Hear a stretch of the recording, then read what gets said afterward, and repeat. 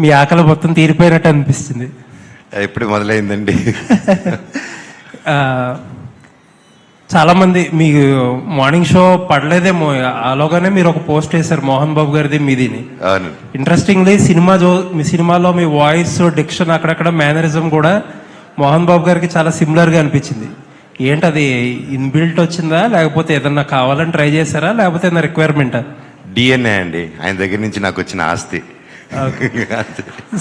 సరే, ఇప్పుడు ఆస్తి టాపిక్ వచ్చింది కాబట్టి ఒక హార్డ్ డిస్క్ ఒకటి మిస్ అయ్యింది, మీ దగ్గర ఉందని అంటున్నారు. మీకు ఇచ్చాను, ఎక్కడుంది?